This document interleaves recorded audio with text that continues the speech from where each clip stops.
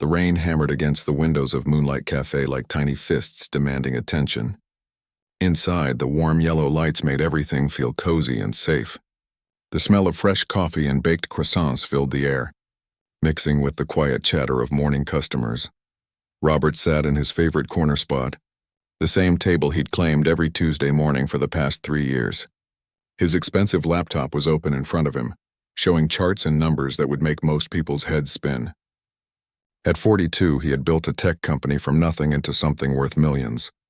His crisp white shirt probably cost more than most people made in a week, and his watch could have paid someone's rent for months. But Robert barely noticed these things anymore. Money had become just numbers on a screen. Success had become routine.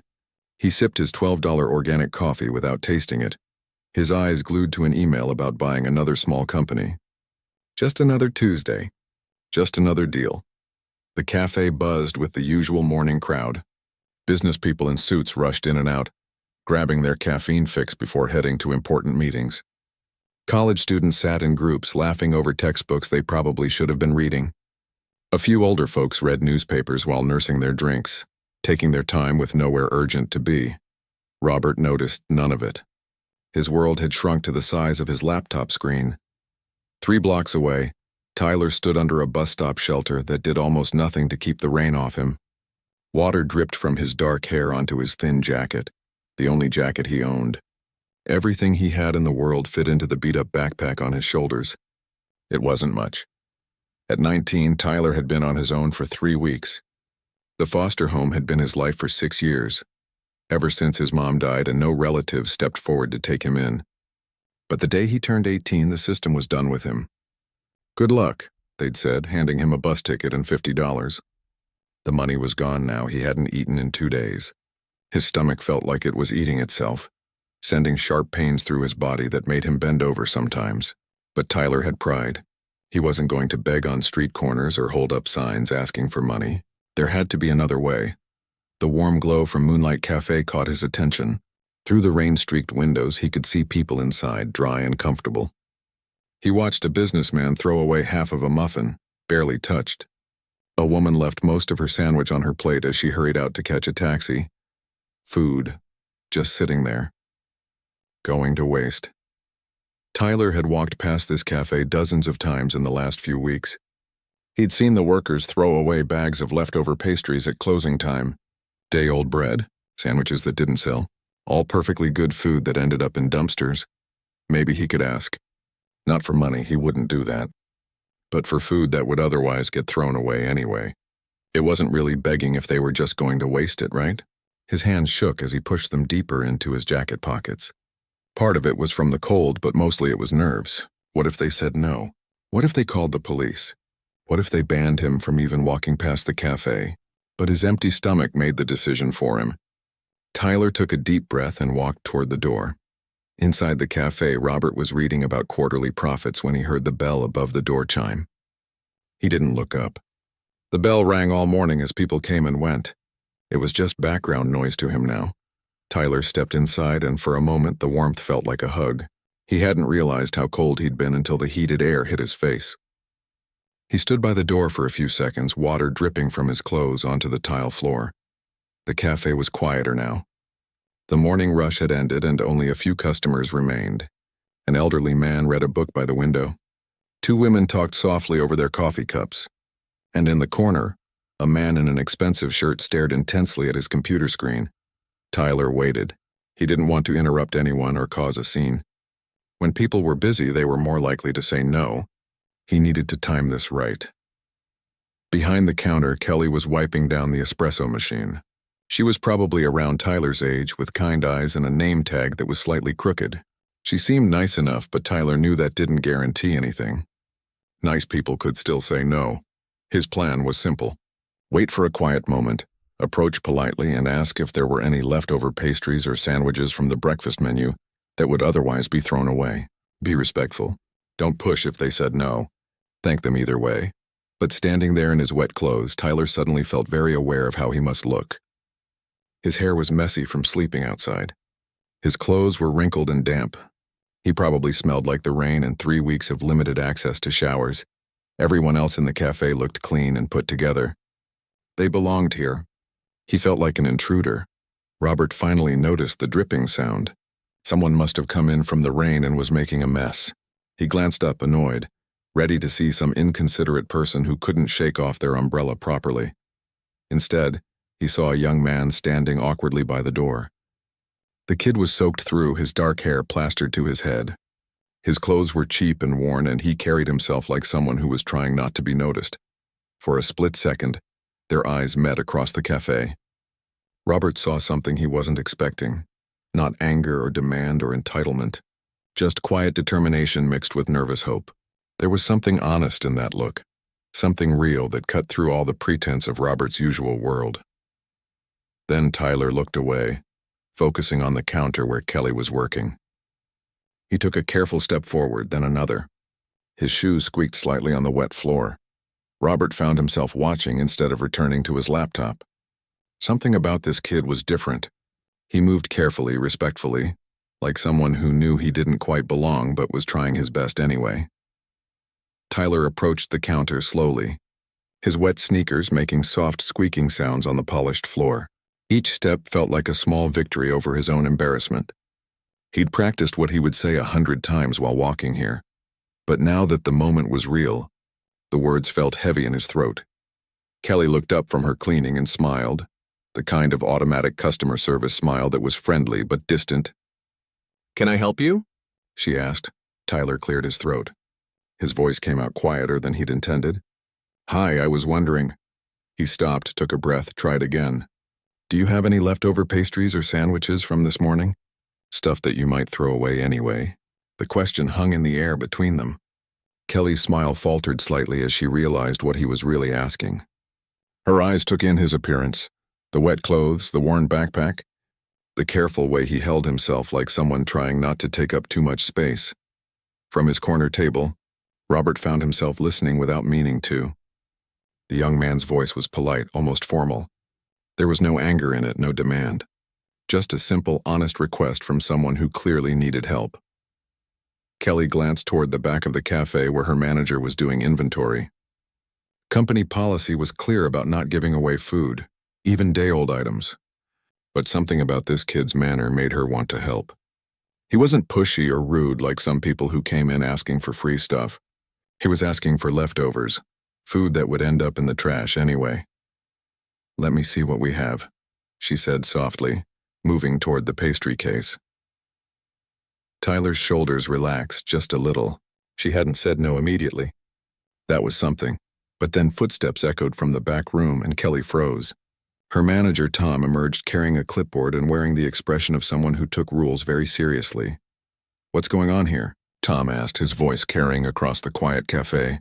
He looked Tyler up and down, taking in the wet clothes and worn appearance, and his expression hardened. Kelly opened her mouth to explain, but Tom held up a hand to stop her. "Sir," he said to Tyler, "I'm going to have to ask you to make a purchase or leave the premises. This is a business, not a charity." Tyler's face flushed red, but he nodded. "I understand. Sorry to bother you." He turned to go, his dignity intact even in rejection. The dismissal was so swift, so cold, that it cut through the warm atmosphere of the cafe like a blade. The elderly man by the window looked up from his book with disapproval. The two women stopped their conversation and stared. And Robert, who had been watching this unfold, felt something stir in his chest that he hadn't experienced in years. Anger, but not at the young man, at the situation, at the casual cruelty of it. As Tyler walked back toward the door, his shoulders straight despite the rejection, Robert got a clear look at his face. What he saw there stopped him cold. No bitterness. No anger at the unfairness. Just quiet acceptance and a determination that seemed to say, he'd find another way, those eyes clear and honest and somehow still hopeful despite everything. Held something that Robert realized he'd been missing from his own life for too long. Authenticity. Real human connection. The kind of truth that didn't come with a price tag or a business plan. Tyler reached for the door handle, preparing to walk back out into the rain and figure out what to do next. His empty stomach would have to wait. There would be other opportunities, other places to try. He wouldn't give up. But as his hand touched the cold metal of the door handle, he heard a voice behind him. "Wait." The voice, W. as confident, used to being heard. Tyler turned around to see the man from the corner table standing up, his expensive laptop forgotten. Their eyes met again across the cafe, and this time neither looked away. Robert wasn't sure what he was going to do, but he knew he couldn't let this moment pass. Something about this young man's quiet dignity in the face of rejection had reached something deep inside him. In a world full of people who demanded and took and complained, here was someone who had asked for almost nothing and accepted rejection with grace. The morning light through the cafe windows seemed to highlight the contrast between them. On one side, Robert with his expensive clothes and comfortable life. On the other, Tyler with his worn backpack and empty stomach. But in that moment, both of them were just two human beings, about to discover that sometimes the most important connections happen when we least expect them. Neither of them knew it yet. But this rainy Tuesday morning would become the day that changed both their lives forever. Tyler stopped with his hand still on the door handle. The single word had cut through the awkward silence like a lifeline thrown to someone drowning. He turned around slowly, not sure what to expect. Robert stood beside his table, his laptop still open and forgotten. For a successful businessman who made million-dollar decisions every day, he suddenly felt uncertain about what to say next. All his practiced corporate speeches seemed useless in this moment.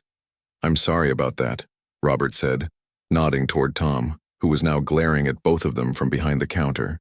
That was unnecessarily harsh. Tyler shrugged, but Robert could see the hurt in his eyes despite his attempt to look unbothered. "It's okay, I get it. They have rules." "Maybe," Robert said, "but that doesn't make it right." He paused, then took a step forward. "Look, I was about to order some breakfast anyway. Why don't you join me? My treat." The offer hung in the air between them. Tyler's first instinct was to say no. He'd learned early in life that when people offered help, there was usually a catch. Adults who seemed nice often had hidden motives. Foster families who promised a home sometimes just wanted the monthly check. Nothing in life was truly free. "I don't need charity," Tyler said quietly. But there was no anger in his voice. Just tired pride. Robert nodded slowly. He recognized that pride. He'd felt it himself once, years ago, when he was starting his first company and eating ramen noodles for dinner every night because he couldn't afford anything else. "It's not charity," Robert replied. "It's breakfast. I eat alone every morning at this same table, answering emails and making phone calls. Honestly, it gets pretty boring. I could use the company." Tyler studied Robert's face, looking for signs of pity or false kindness. Instead, he saw something that surprised him: genuine interest. This well-dressed businessman with his expensive watch and perfect haircut actually seemed to want to talk to him. The elderly man by the window had been watching the whole exchange. He caught Tyler's eye and gave him a small nod as if to say, "It's okay, kid." Even Kelly behind the counter was watching hopefully, ignoring Tom's disapproving frown. Tyler's stomach chose that moment to growl loudly enough for everyone to hear. The sound made his face burn with embarrassment, but it also made his decision for him. "Okay," he said finally. "Thank you." Robert smiled, the first genuine smile he'd managed in weeks. "Great, what do you like to eat?" They approached the counter together, an unlikely pair, Robert in his expensive clothes and Tyler in his damp jacket. But somehow it didn't feel as awkward as it should have. Kelly brightened when she saw them coming. "2 breakfast sandwiches," Robert told her, pointedly ignoring Tom's scowl. "And whatever coffee he wants," he added, nodding toward Tyler. "Just regular coffee," Tyler said. "Black, please." While they waited for their order, Robert led Tyler to his corner table. The laptop looked out of place now, surrounded by charts and numbers that suddenly seemed less important than they had 5 minutes ago. "I'm Robert, by the way," he said as they sat down. "Tyler." The young man looked around the cafe as if he still couldn't believe he was actually sitting here, instead of standing outside in the rain. Kelly brought their food over personally, setting down 2 plates with warm breakfast sandwiches and 2 steaming cups of coffee. She gave Tyler a small smile that said she was glad things had worked out. Tyler stared at the sandwich for a moment before picking it up. He took a small bite first, then a larger one, trying not to wolf it down despite how hungry he was. The egg was perfectly cooked, the bacon crispy, the bread still warm from the grill. It was the best thing he'd tasted in weeks. Robert found himself watching Tyler eat, struck by the way the young man savored each bite without being obvious about it. There was something both heartbreaking and inspiring about his quiet dignity. "So," Robert said, trying to start a conversation, "are you from around here?" Tyler nodded, swallowing before he spoke. "Born and raised. Well, mostly raised. I've been in the foster system since I was 12. The casual way Tyler said it caught Robert off guard. No self-pity, no dramatic storytelling. Just a simple fact delivered like he might mention the weather. "That must have been tough," Robert said carefully. Tyler shrugged. "Some homes were better than others. The last family was actually pretty good. They just couldn't keep me once I turned 18. That's how the system works. How long have you been on your own?" 3 weeks. Tyler took another bite of his sandwich, then looked directly at Robert. "I'm not looking for sympathy, you know. I'm going to figure this out. I just need some time to get on my feet." Robert was struck again by Tyler's honesty. In his business world, everyone had an angle. Everyone was trying to sell something or get something. But Tyler was just stating facts, not asking for anything beyond this one meal. "What kind of work are you looking for?" Robert asked. "Anything, really. I've applied at restaurants, stores, warehouses. Most places want an address, though, references. It's hard when you don't have those things." Tyler paused, then continued. "I'm pretty good with computers, actually. Taught myself coding at the public library when I was younger. There wasn't much else to do after school in some of the homes." This caught Robert's attention. "What kind of coding?" "Started with basic HTML and CSS, then moved into JavaScript and Python. I built a few small websites, nothing fancy. One for a local church, one for a small restaurant. They couldn't pay much, but it was good practice." Robert leaned forward, genuinely interested now. "Self-taught?" "Yeah, YouTube videos, online tutorials, library books. The librarian, Mrs. Patterson, used to let me stay past closing time sometimes when she saw how focused I was. She said I had natural talent for it." As Tyler talked about coding, his whole demeanor changed. The careful guardedness fell away, replaced by genuine enthusiasm. His eyes lit up as he described solving problems and building websites from scratch. Robert found himself fascinated. He'd built his fortune in tech, but he'd rarely met someone with Tyler's kind of raw passion for the work itself. Most of the programmers he hired were skilled, but they saw coding as a job. Tyler talked about it like an art form. "The restaurant website was my favorite project," Tyler continued. "The owner, Mr. Kim, wanted something that felt warm and welcoming, not cold and corporate. I spent hours working on the color scheme and layout, making sure it captured the feeling you get when you walk into his place." "Did it work?" Robert asked. Tyler's face broke into the first real smile Robert had seen from him. He said online orders went up 30% in the first month. "Made me feel like I'd actually helped someone, you know?" Robert did know. He remembered that feeling from his early days before success became routine, and profits became just numbers on spreadsheets. When each small victory felt like conquering the world. They talked for another hour, long after their plates were empty. Tyler asked thoughtful questions about Robert's business, showing genuine curiosity about how companies grew and adapted. He had insights that surprised Robert, observations about user experience and customer needs that came from a different perspective than the boardroom discussions Robert was used to. "You know," Robert said finally, "I might know of some opportunities. If you're serious about the tech field." Tyler's expression became cautious again. "I told you I don't want charity. And I told you this isn't charity. I'm talking about work. Real work if you're willing to prove yourself." Tyler studied Robert's face again, looking for the catch he was sure had to be there. But all he saw was the same genuine interest that had been there all morning. Outside, the rain had stopped and weak sunlight was trying to break through the clouds. The cafe was filling up again with the lunch crowd, but neither Robert nor Tyler seemed to notice. "What kind of work?" Tyler asked quietly. Robert smiled. "Why don't you come by my office this afternoon? I'd like you to meet my team. Show them what you can do." Tyler felt his heart start to race. This couldn't be real. Things like this didn't happen to people like him. But looking at Robert's face, he saw no trace of deception or false promises. "Are you serious?" Tyler asked. "Dead serious. But I have one condition." Here it was. The catch Tyler had been waiting for. "What's that?" Robert's smile widened. "You have to promise me this won't be charity. You'll earn whatever opportunities come your way. Deal?" Tyler felt tears prick at his eyes, but he blinked them back. The first time in 3 weeks he felt something he'd almost forgotten. Hope. "Deal," he said. reaching out to shake Robert's hand. As their hands met across the table, both men sensed that this moment would be one they'd remember for the rest of their lives. Sometimes the most important connections happen in the most unexpected places, between the most unlikely people.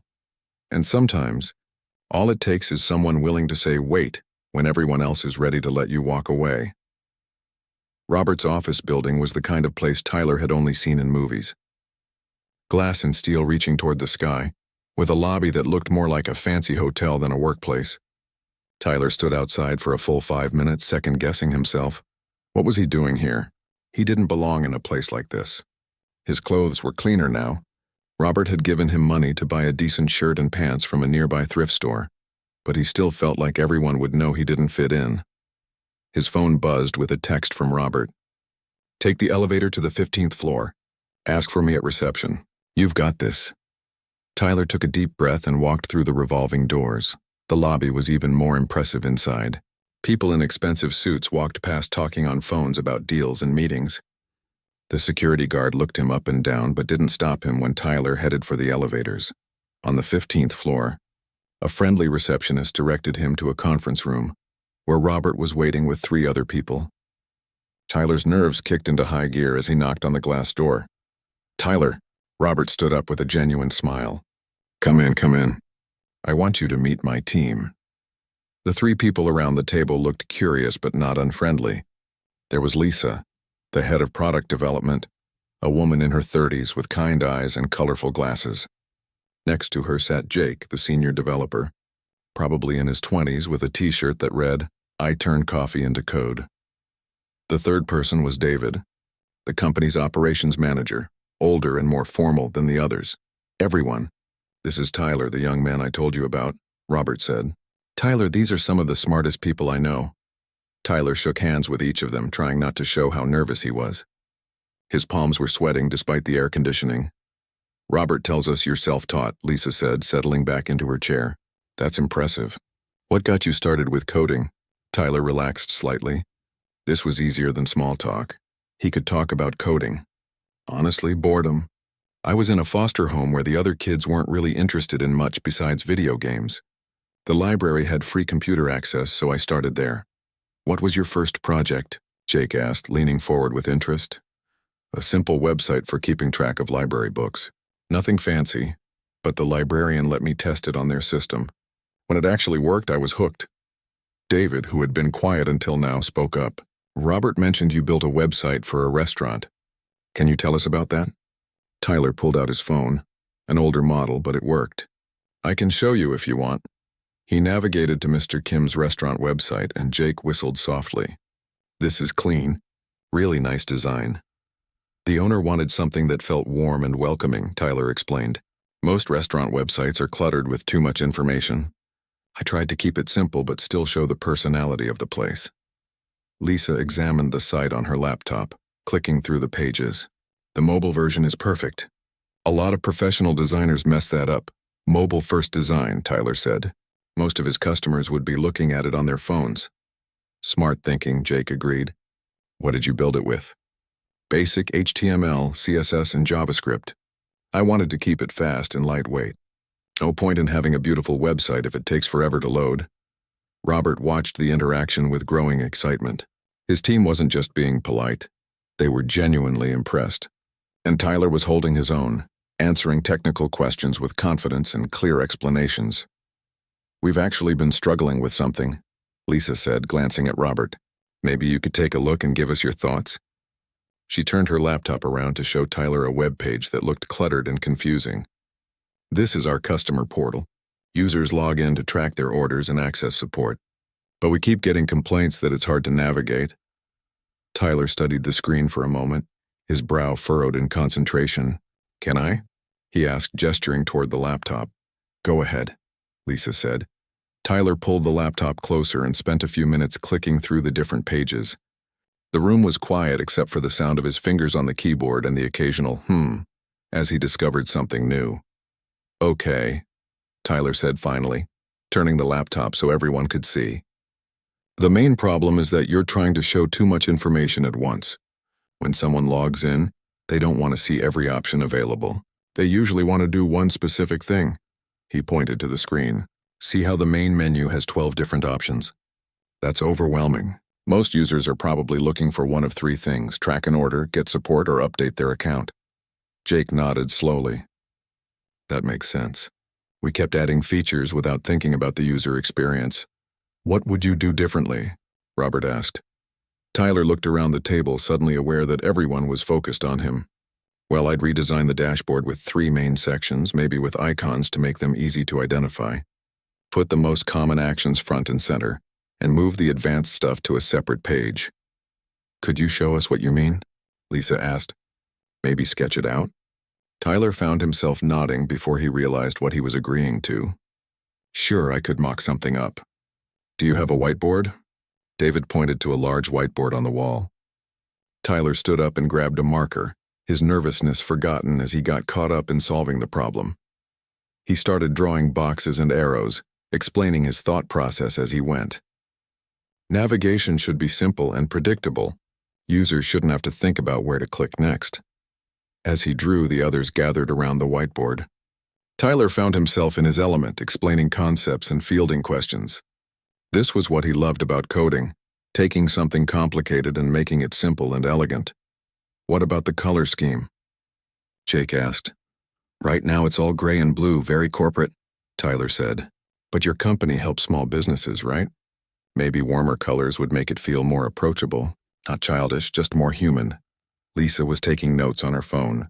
This is exactly what we've been trying to figure out for months. When Tyler finished his impromptu presentation, the room was quiet for a moment. He suddenly felt self-conscious again. Had he overstepped? Been too critical of their existing system? That, Robert said finally, was brilliant. Tyler blinked. Really? Really, Lisa confirmed. You just solved problems we've been wrestling with forever. And you explained it in a way that actually makes sense. Jake was already pulling up development tools on his laptop. How long would it take you to build a mock-up of this? Just basic HTML and CSS? A few hours, maybe? Tyler said. Depends on how detailed you want it. Robert and his team exchanged glances. There was something happening here. Some kind of silent communication that Tyler couldn't quite read. Tyler, Robert said carefully. How would you feel about starting as an intern with our company? Paid, of course. You'd work with Lisa and Jake on user experience and interface design. Tyler's mouth went dry. Are you serious? Dead serious. You just showed us insights that our expensive consultants missed. You have natural talent and a perspective we need. But I don't have a degree, Tyler said. Or experience, or... You have something better, Lisa interrupted. You understand how real people think. Half the developers I know are brilliant at coding but terrible at understanding what users actually want. Tyler looked around the room at their faces. These successful, accomplished people were looking at him like he had value to offer, like his ideas mattered. There's just one thing, Robert said, and Tyler's heart sank. Here was the catch he'd been waiting for. What's that? We'll help you find temporary housing while you get on your feet. But it's not charity, it's an advance on your salary. You'll pay it back once you're settled. Tyler felt his eyes burn with tears he refused to let fall. A job. A real job with real pay and real respect. A chance to prove himself and build something meaningful. Tyler's voice cracked slightly. I don't know what to say. Say yes, Jake said with a grin. We need someone who can tell us when our ideas are stupid. Tyler laughed despite the emotions threatening to overwhelm him. In that case, yes. Absolutely yes. Robert stood up and extended his hand. Welcome to the team, Tyler. As they shook hands, Tyler realized this moment felt different from their handshake at the cafe. This wasn't about charity or kindness anymore. This was about recognition, respect, and genuine opportunity. For the first time since aging out of foster care, Tyler felt like he had a future worth getting excited about.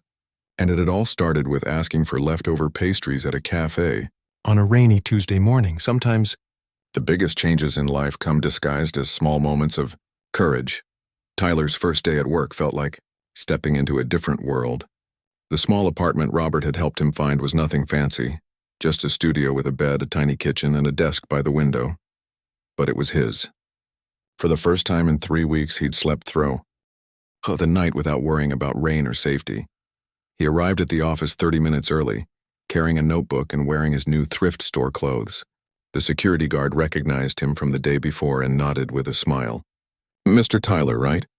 Mr. Roberts expecting you on 15. The receptionist Angela greeted him warmly and showed him to a small desk in the corner of the development team's workspace. It wasn't much, just a computer, a monitor, and a coffee mug with the company logo. But to Tyler, it felt like a throne. "Ready for your first day?" Lisa asked, appearing beside his desk with a stack of folders. Tyler nodded, though his stomach was doing flips. "What do you want me to start with?" "Actually," Lisa said, sitting on the edge of his desk, "we want you to do exactly what you did yesterday. Look at our customer portal with fresh eyes and build that mock-up you described." Tyler blinked. "That's it? That's my first assignment?" "Don't underestimate it," Jake said, rolling his chair over from his own desk. "We've been stuck on this problem for months. If you can solve it, you'll have earned your salary for the whole year." Over the next few hours, Tyler lost himself in the work. He built wireframes, tested different layouts, and experimented with color schemes. Every so often, Lisa or Jake would look over his shoulder and offer suggestions, but mostly they left him alone to create. By lunchtime, Tyler had built a working prototype that transformed the cluttered customer portal into something clean and intuitive. When he demonstrated it to the team, the room went quiet. "This is incredible," Lisa said, clicking through the different sections. "That's exactly what our customers have been asking for, but we couldn't figure out how to deliver it." David, the operations manager, pulled up customer complaint emails on his screen. "Look at this," he said, reading from one. "This customer says, 'I just want to track my order, but I had to click through 5 different pages. Your design puts order tracking right on the main dashboard.'" "It makes sense," Tyler said, though he was glowing from their praise. "When I was living on the street, I learned that people usually have one urgent need at a time. They don't want options, they want solutions." Robert appeared in the doorway, drawn by the excitement in his team's voices. "What's all the commotion about?" Jake turned his laptop around to show Robert the mock-up. "Tyler just redesigned our entire customer experience. In one morning." Robert studied the screen, clicking through the different sections. A smile spread across his face. "This is fantastic. How long would it take to implement this?" "Maybe 2 weeks for the full rollout," Jake said. "But we could have a beta version up in a few days." "Do it," Robert said immediately. "This is exactly the kind of innovation we need." As the weeks passed, Tyler settled into a routine he'd never experienced before. Wake up in his own bed, shower in his own bathroom, make coffee in his own kitchen, walk to work at a job where people valued his opinions and trusted him with important projects. The customer portal redesign was a huge success. Complaint emails dropped by 60% in the first month, and customer satisfaction scores reached an all-time high. Tyler found himself invited to more meetings, asked for input on bigger projects. But something else was happening too. As Tyler's confidence grew, he started noticing things around the city that he'd been too focused on survival to see before. Homeless people sleeping in doorways, kids who looked lost and hungry hanging around bus stations, people like he used to be, invisible to most of the world. One evening, as Tyler was walking home from work, he saw a young woman sitting outside a fast food restaurant. She was maybe 18 or 19, with a backpack beside her and that careful, wary look he remembered so well. Tyler stopped walking. He could keep going, mind his own business, focus on his new life. But something pulled him back. "Hey," he said, approaching carefully. "Are you okay?" The girl looked up suspiciously. Tyler was dressed better now, clean and professional looking, but she still recognized something in his manner. "I'm fine," she said automatically. Tyler nodded. He'd said the same thing countless times. "I know, Have you eaten today?" The question caught her off guard. People usually asked if she needed money or directions, not about food. "Why?" she asked. "Because I was sitting in your spot 3 months ago," Tyler said honestly, "and someone helped me when I needed it most."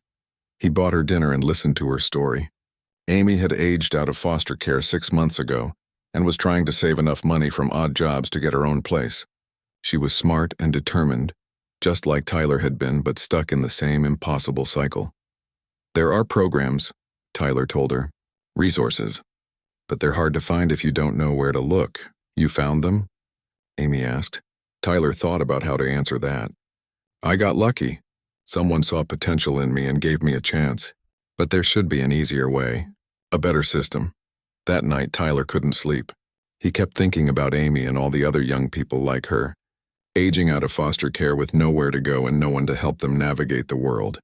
The next morning, he approached Robert with an idea. "What if we built an app?" Tyler said, pacing in front of Robert's desk. "Something specifically for kids aging out of foster care.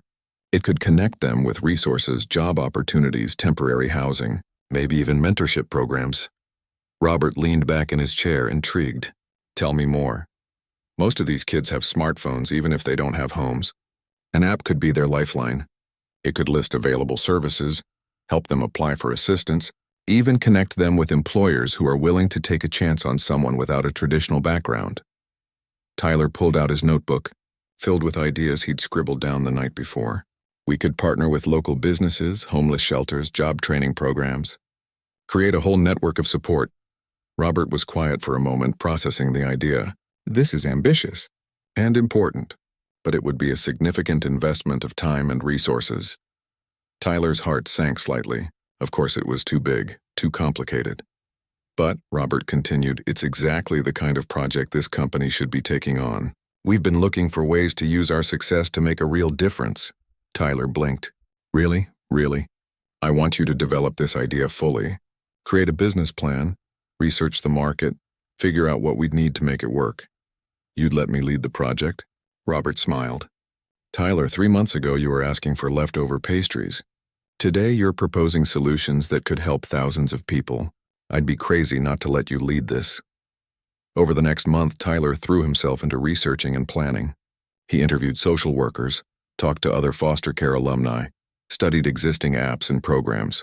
He discovered that there were resources available, but they were scattered and hard to find when you needed them most. Lisa and Jake joined the project, bringing their technical expertise to Tyler's vision. David helped with the business planning and partnerships. The whole team became invested in what they started calling The Bridge, an app designed to help young people bridge the gap between foster care and independent adult life. "The name is perfect," Amy said when Tyler showed her the early prototypes. She'd become his unofficial advisor on the project, helping him understand what features would be most useful. "That's exactly what I needed. A bridge to get from where I was to where I wanted to be." Robert watched Tyler's transformation with amazement. The scared, hungry young man from the cafe had become a passionate advocate and skilled project manager. But more than that, Tyler had maintained his empathy and understanding of what it meant to struggle. "You know," Robert said one evening as they reviewed the app's development progress, "this project is going to help a lot of people. But I think it's changing us too." Tyler looked up from his laptop. "What do you mean?" "When I built this company, I thought success meant making money and growing bigger. But watching you work on this, seeing how much you care about helping people, it reminds me why I started this business in the first place. To solve problems that matter." Tyler smiled. "You gave me a chance when no one else would. Now maybe we can give chances to others." "Speaking of chances," Robert said, "I have some news. The board approved full funding for the bridge. We're officially launching it as a company initiative." Tyler felt the same rush of excitement and disbelief he'd experienced that first day in the conference room. "Are you serious?" "Dead serious. And Tyler, I want you to be the project director. Full-time, with a real salary and a real title."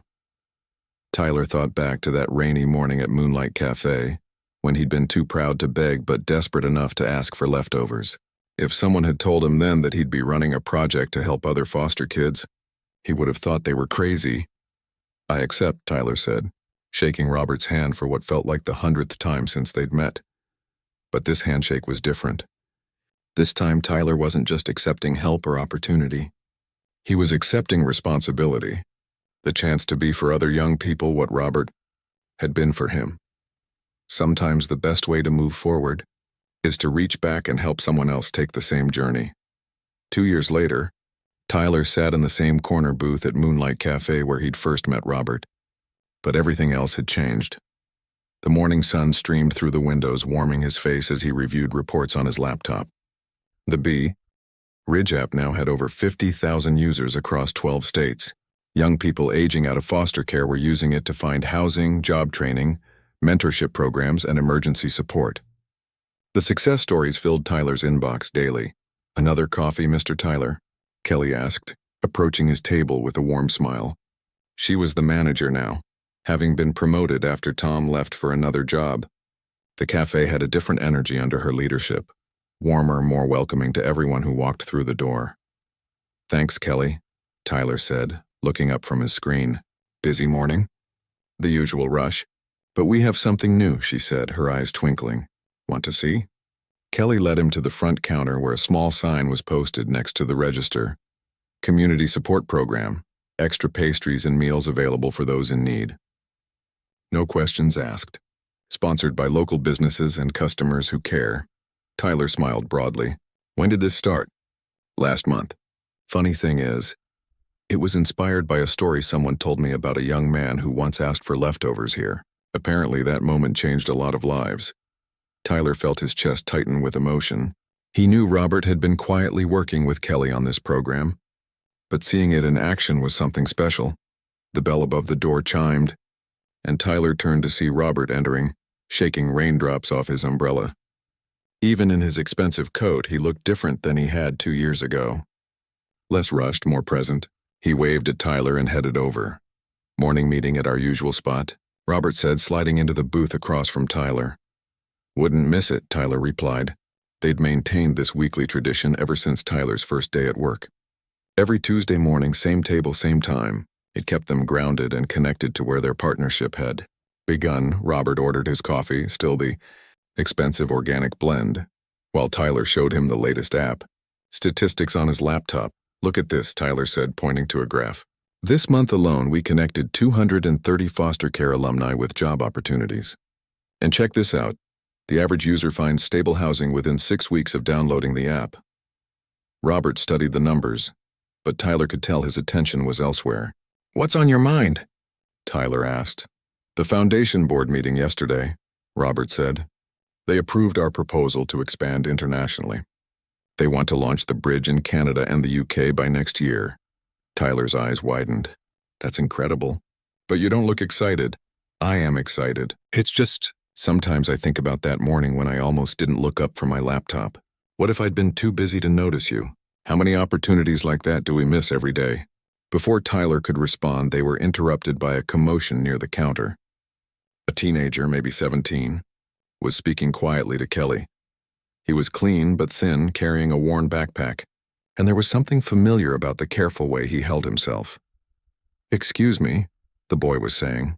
"I saw the sign about community support. I haven't eaten since yesterday, and I was wondering—" "Of course," Kelly said immediately. "What would you like?" The boy's relief was visible. "Just a sandwich if you have one." "And thank you. This means everything." Tyler and Robert exchanged a look. Without saying a word, Tyler got up and approached the counter. "Mind if I buy you breakfast?" Tyler asked the teenager. "The real breakfast menu, not just a sandwich." The boy looked suspicious, the same way Tyler had looked at Robert 2 years ago. "Why?" "Because someone did the same for me once," Tyler said simply. "And it changed my life." The teenager, who introduced himself as Carlos, joined them at their table. His story was heartbreakingly familiar. Foster care until 18, then suddenly on his own with nowhere to go. He'd been living in shelters and couch surfing with friends, but those options were running out. "I'm not looking for handouts," Carlos said, echoing Tyler's exact words from 2 years earlier. "I just need a chance to get on my feet." Tyler pulled out his phone and opened the Bridge app. "What if I told you there might be more help available than you think?" He showed Carlos how the app worked, how to find emergency housing, apply for job training programs, connect with mentors who had been through similar experiences. Carlos's eyes grew wider with each feature Tyler demonstrated. "This is real?" Carlos asked. "All these programs actually exist?" "They exist," Tyler confirmed. "And they're specifically designed for people in your situation. I know because I helped build this app." Robert watched the interaction with quiet satisfaction. Tyler had become everything Robert had seen potential for that first day. Not just professionally successful, but genuinely committed to helping others. "There's something else," Tyler said to Carlos. "My company is always looking for interns. If you're interested in learning about technology, business, or marketing, we might have something for you." Carlos almost dropped his coffee. "Are you serious?" "Dead serious. But I have one condition. Carlos tensed, waiting for the catch. "You have to promise me this won't be charity.